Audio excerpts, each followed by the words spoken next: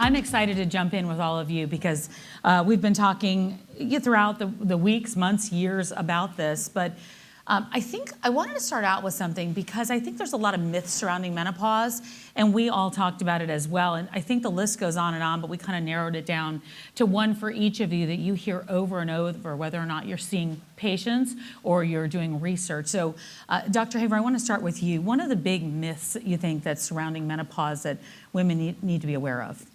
I think that menopause is something just to be endured.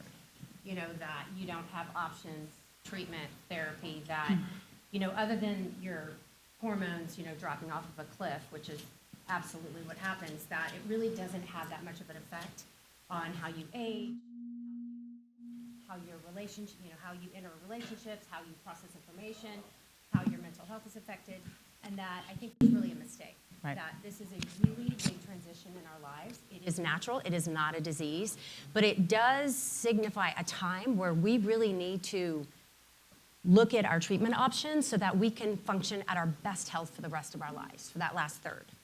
And we definitely want to do that. There's no question, because it's a lot of years. It's almost 40% of our lives. Dr. Flagg, talk about the myth that you hear the most. And I think that, you know, this is obviously a very big one, and we'll dive into why this is a myth that we believe. But what is that?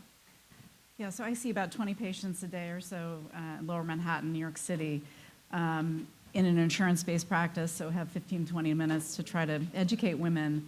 And so I have to speak in these bullet points. The number one challenge that I've had absolutely is the scare of breast cancer, the fear of breast cancer, that estrogen causes breast cancer. And all of this came about in a really unfortunate moment in history in 2002 when the WHI study broke. They had a press release, and they evaluated their data, and unfortunately it was evaluated incorrectly, and we've been living with the fallout from that for the last 20 years. There were lots of flaws with the study, and they've essentially retracted all of those findings, and the current findings are the following. So estrogen actually, the estrogen-only arm of the WHI study showed a decreased risk in breast cancer of 20%. Estrogen, progesterone, or hormone therapy had a 30% decreased risk in overall mortality, so that includes colon cancer, diabetes, heart disease, et cetera. And those women that were actually on hormone therapy that were diagnosed with breast cancer had a better mortality rate. They did better in treatment and ultimately in the treatment of their breast cancer. So all of those facts have been refuted and rolled back. So I invite everybody to the website that really focuses on this is Estrogen Matters, the Instagram handle, and just to go read it and convince yourself that estrogen does not cause breast cancer, and timing of when you start it is critical. We'll focus on that in a little bit. Yeah, we sure will. Yeah. And Dr. Beim, let's talk about this. You're passionate about reframing how we see our ovaries. What is one of the biggest myths that you encounter on a daily basis? I think one of the biggest myths that I encounter is that the ovary is simply an egg factory, and that aside from reproduction, which is obviously a very important role of the ovary, we don't really need our ovaries. But in reality, our ovaries are central command of everything, not just our reproduction, but our metabolic function, our immune function, our heart health, our mental health.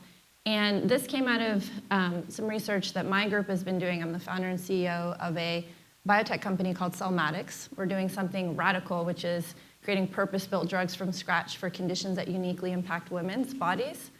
Sounds pretty simple, but not a lot of people have been doing it for the last 100 years. Yeah. One of the things that came out of our decade-long research effort to understand what makes female biology unique is that really ovarian biology is at the heart of it, and at the heart of so much more than just reproduction. So I'll throw out one more myth and be a little provocative, which is, I also think a myth is that menopause is natural. There's nothing natural about the end of function of a vital female organ. And there's this exceptionalism for the ovary that is truly baffling to me as a biologist, because there's no other tissue or body part that we simply let stop working in midlife. We focus on our teeth. We focus on avoiding osteoarthritis, bone health, heart health, brain function, but the ovary, we just say, well, it's natural, it stops working. Well, if we wouldn't take care of other body parts or have medical interventions, those body parts would stop working too. So one of the things that we're very passionate about is helping optimize ovarian function throughout our lifespan for whole body health, not just for reproduction, and also ideally have ovaries function throughout the lifespan. So we only have 30 minutes, but there was an article that came out last week in the Lancet identifying cognitive behavioral therapy. I'm doing this early because I know you're going to want to talk about this. Cognitive behavioral therapy as a premier treatment for menopause. Dr. Haber and Dr. Flagg, I told you, I'm going to let you two tackle that just briefly. So, if you don't know, cognitive behavioral therapy is a really lovely therapy that is meant to help reframe your perception of an event so that it is more in a positive way. It's used a lot in people with trauma. It's used a lot, but to approach your hot flashes, it's as a treatment for hot flashes. Menopause is so much more than just the cliche hot flash. And for those of you who suffer from hot flashes, I'm one of you. I get it. It's horrible. It's sleep disruptive. It's a signal for multiple things, but no amount of cognitive behavioral therapy is going to make a hot flash go away. Mm-hmm. And what the whole theme of the article was, let's reframe menopause, let's empower women to make better decisions about their own bodies. Beautiful. I mean, we were so excited, like, oh my God, yes, yes.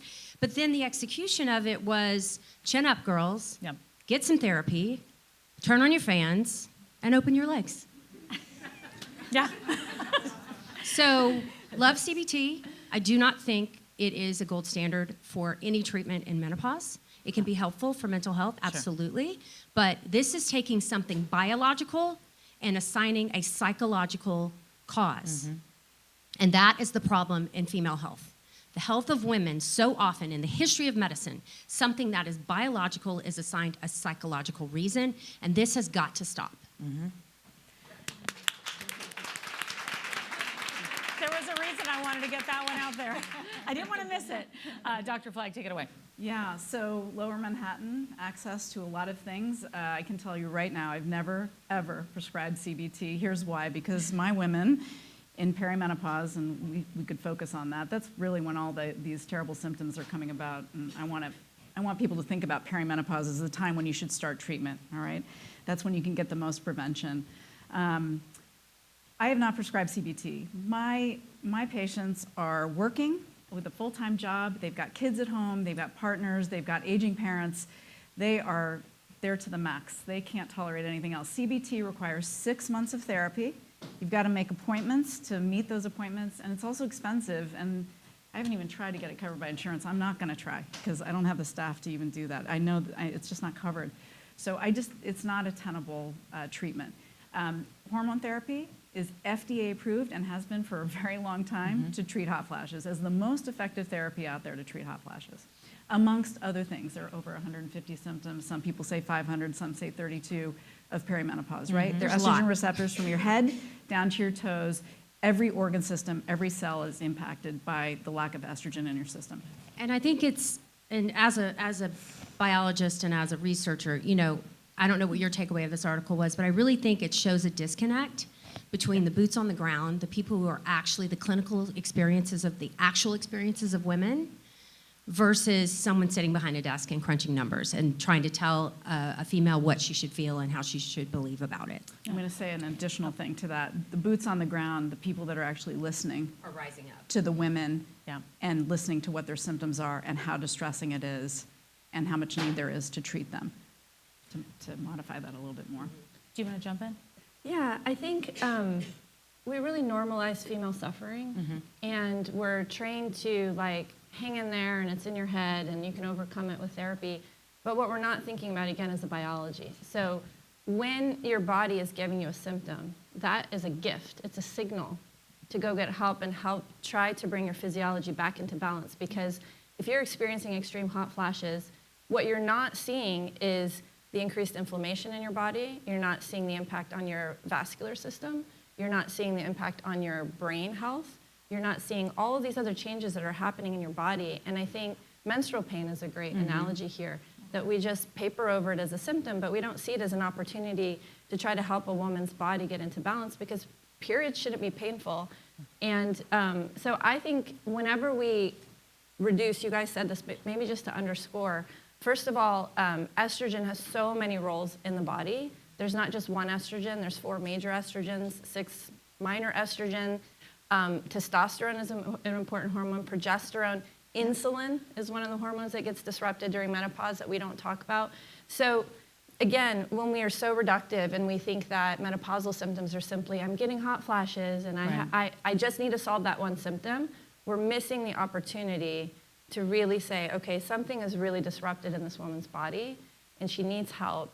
And certainly I don't think there's any evidence to suggest that CBT would do a thing for all the other things that are wait disrupted. 6 months for it to start working. Well, so let's talk about the benefits of hormone therapy, because I talked to some people outside and they were like, oh, we're talking about menopause. And I never thought I'd get a reaction like that with the menopause panel. I used to get an eye roll, when I would bring it up. But you're both seeing patients every day. So you have a patient that walks in and says to you, look, I can't sleep, my periods are heavier, and then sometimes I skip them, and I don't know what's going on.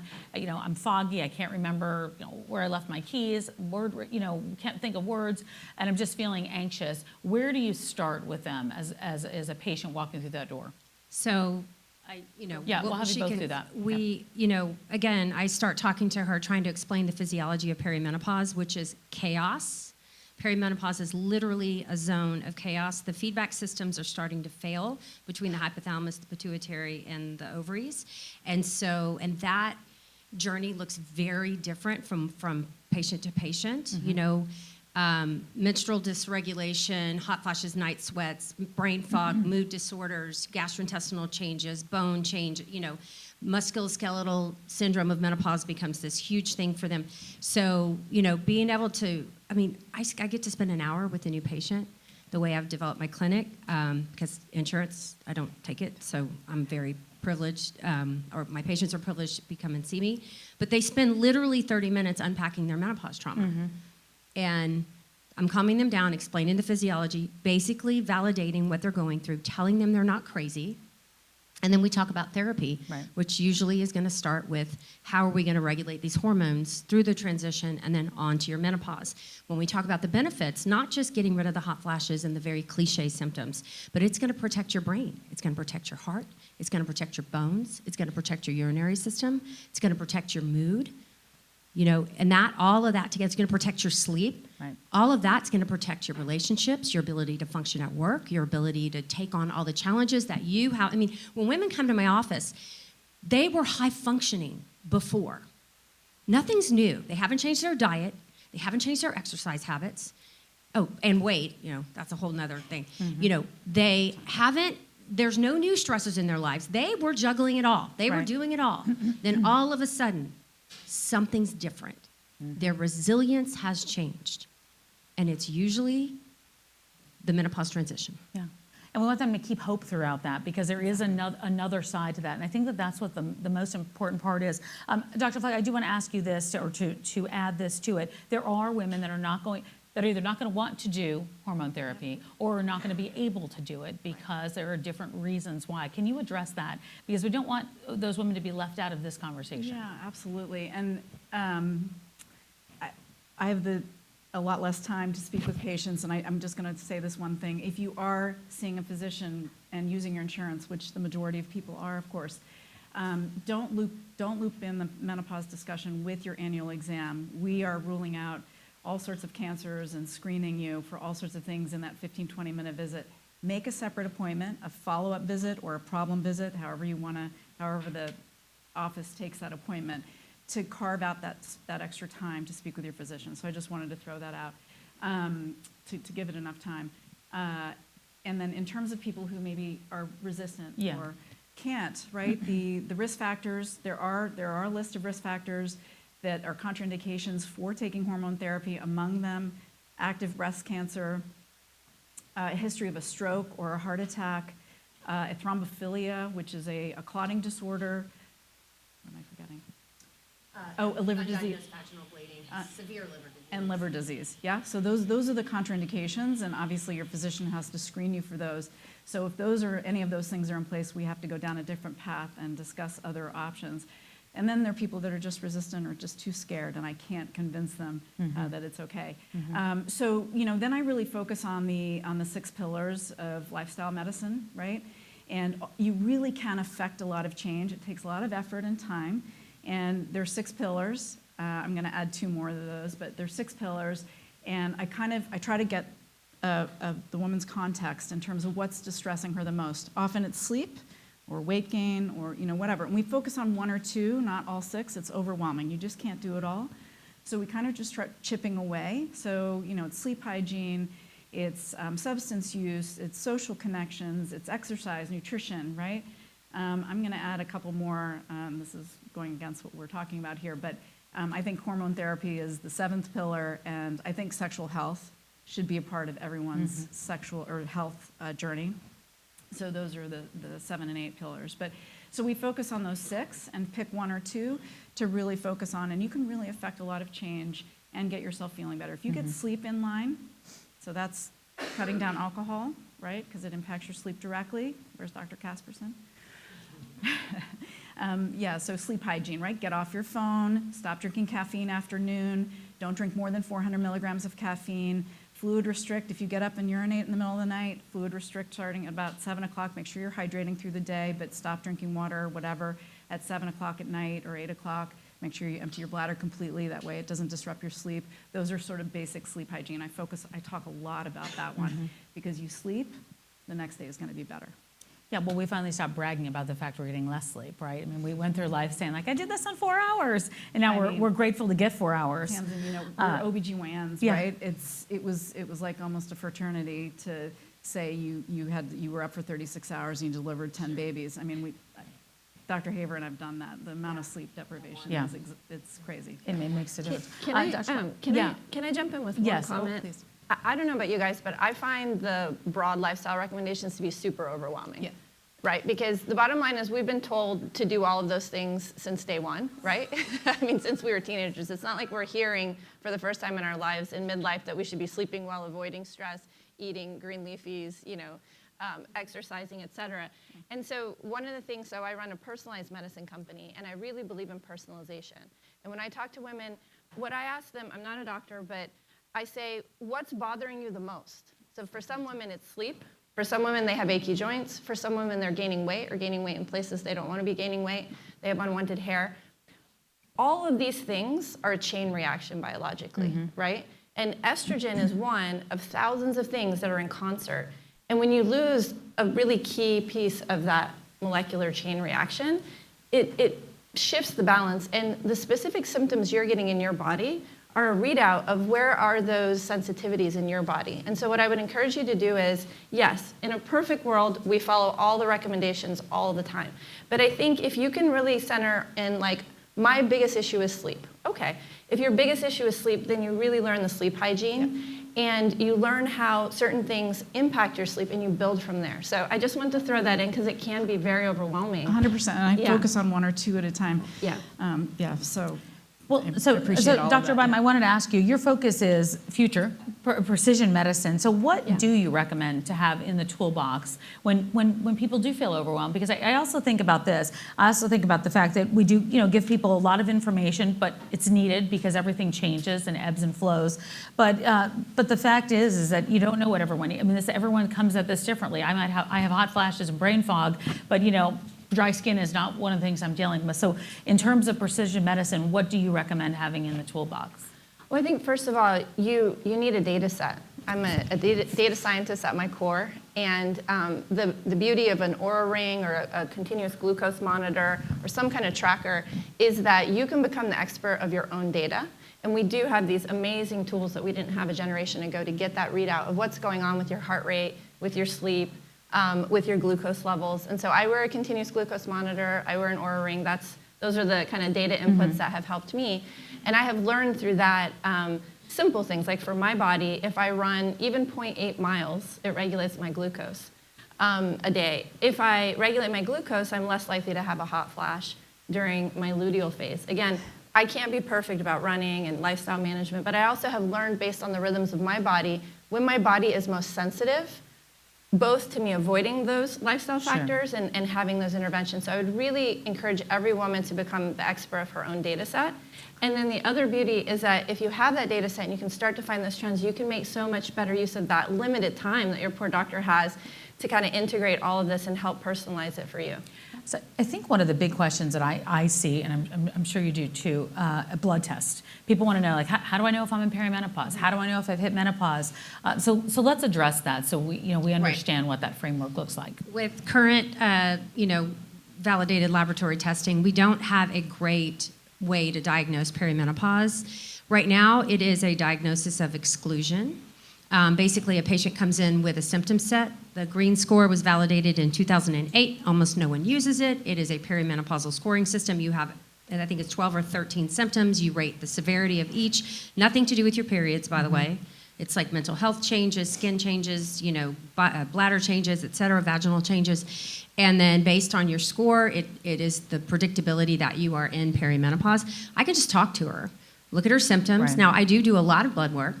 For my patients, I'm looking at, kind of basic metabolic panels, CBC, CMP for medical people, but I'm looking at nutritional markers, inflammation labs, I'm trying to see, I don't want to miss it, sometimes autoimmune.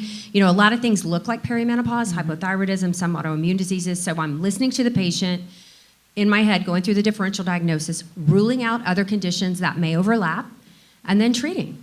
So there's not a lot of validity or of efficacy in a hormone panel in perimenopause. And if someone's having you come in every month and checking hormone levels, I think you can do better and save a lot of money by just going to be treated. We don't have that kind of precision stuff available for everyone yet. Postmenopause, super easy to diagnose. One-time blood test, boom, done. Because everything is shut down, estradiol's low, FSH is sky high. But remember, perimenopause, zone of chaos. Yep. So things are bouncing all over the place. So a one-time blood, urine, saliva test, not really helpful. Okay. We have 5 minutes, so I want to get a lot in. Dr. Flagg, real quick, when can you start hormone therapy? Yeah. And then when is it too late? I guess when do you have to stop, or how long after you hit menopause? I'm going to bounce this question right to Dr. Haver, and then I'll address it. Okay. Dr. Haver, when are you going to stop hormone therapy? They will take it off in my casket. Me too. Same. Me three. I say to my patients, they're going to peel it out of my dead cold pan. It's a little dramatic, but When they open your casket, there'll be some bones and a little estradiol patch and some collagen, in here. Exactly. Yeah, nobody's taking it away. Okay, so the Menopause Society states, and this causes confusion, so let me try to clarify, that you can take hormone therapy, or they recommend it, that the max benefit is 10 years past that final period and up until 60 years old. So how that gets interpreted, of course, is that the minute you're 60, you got to rip the patch off, and 50% get their hot flashes back, and your bones start to deteriorate, et cetera, et cetera. If you start hormone therapy earlier and keep those receptors bound, that's when you're going to get the max benefit. And that's the take-home message that maybe we'll all do at the end. Keep your receptors bound with estrogen. That's going to get you the maximum. That's going to get you the end game for the next 30 or 40 years in terms of optimizing health. If you are 60 and you've been on hormone therapy, by no means do you need to stop. You make a shared decision with your provider. You discuss it. They're going to reevaluate things every year and talk about the risk-benefit analysis and whether you're up to date with your screening. In terms of starting it later than that early stage, that would be ideal, of course. But there are many women out there now who've been subject to the fallout from this WHI study, which breaks my heart, by the way, who are now sitting there like, wait, what about me? I'm 62. Find a menopause specialist, speak with them. I started 2 over 60-year-olds last week on hormone therapy, so did Dr. Haver, probably more. And it's just a matter of discussing the risk-benefit analysis. And the way that I distill it and say it is where we run into trouble and we increase risk is if we put estrogen on top of disease, okay? So we wanna make sure that you don't have any plaques in your arteries. There's a CT calcium score that we look at. I'll even co-manage with my cardiologist. If they have a family history, I make sure they go get a full workup to make sure there's no existing disease. If you put estrogen on top of that, you're gonna have a problem, and there's gonna be increased clotting and potential for blood clot and heart attack, et cetera, terrible things. So we make sure that's not the case. And then obviously mammogram screening and cancer screening to make sure we're all up to date. It's an incredible moment for a physician to have a woman that you're counseling for hormone therapy and to make sure that they're up to date on all their screening. I really use that. And that in and of itself if we catch things early, there's prevention, the ability to treat those things early. So I love that opportunity to talk to you about your colonoscopy. We had a great talk yesterday about that. Mammogram, have you had your lipid profile, all of those things, right? So don't put estrogen on top of disease, but you can start your hormone therapy later if you want. There's still some benefit. Dr. Beim, I want to finish with you as you look to the future of health of women and menopause and ovaries and functions. What do you see? What I see is that we're going to make menopause a choice, not an inevitability. Love that. My daughter is going to find it, she's 6, she's going to find it baffling and horrific that we just simply let this organ stop working. And the next session, I'm really excited, you're going to hear about some additional innovators in addition to my company that are working on this. We have to stop normalizing it. Yes, we empower women, but no one finds osteoarthritis empowering. No.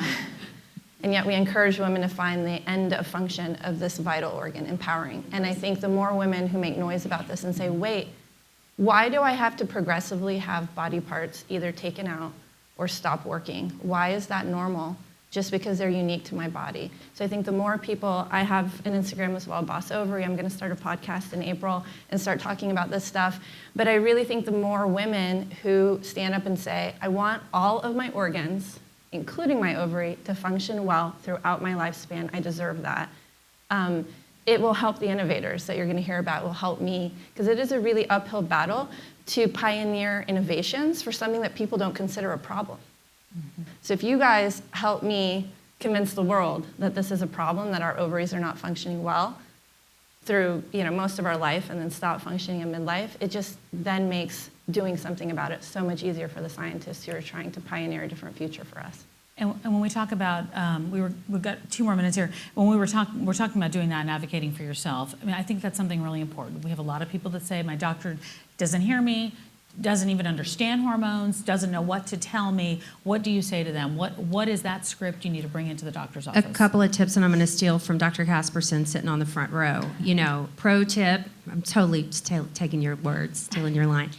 Pro tip is, hey, if it's someone reasonable you have a relationship with, they deliver your babies, they took care of you, but they've been a little resistant for hormone therapy, it's because they're not trained, okay? And they heard about the WHI when you did, and it scared everybody, including the doctors. So there's a history here, okay? And the American Board of OB-GYN is not putting the retractions in front of them saying hormone therapy should be recommended and we should screen for menopause. Hey, I read this article.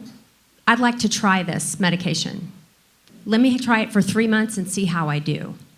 You're taking the thought away from the, really it makes my job easier. Like if a patient came to me before I was menopause, before I woke up, because I was a terrible menopause provider for 20 years, full disclosure, I was horrible. I was that doctor. And so, but if someone had come to me very clearly and said, here's an article, I want to try this for 3 months and I'll come back and tell you how I feel, I think I would have been very receptive to that. Dr. Flagg? I agree. It's just in this last year or two, the lid's been blown off menopause. We can say it out loud and not be considered just old and sidelined, right? Culturally, we have to just move the earth here. But it has been amazing when women come to me and they have a thought or a plan or a discussion that they've educated themselves to some degree. It makes that session go a lot easier, and we get to the finish line a lot quicker. I will say I never stopped prescribing hormones. Thankfully I was trained in the 90s, and I was giving out Premarin and Prempro like candy back then. And I did a study on bones when I was a 4th-year medical student. It was really clear what the advantage was there. So when 2002 hit, there were a couple things going on. I had my 2nd child, and I started my private practice and was taking call every other night. So when that hit, I was like, oh, really? So what? So whatever. So the benefit of hormones.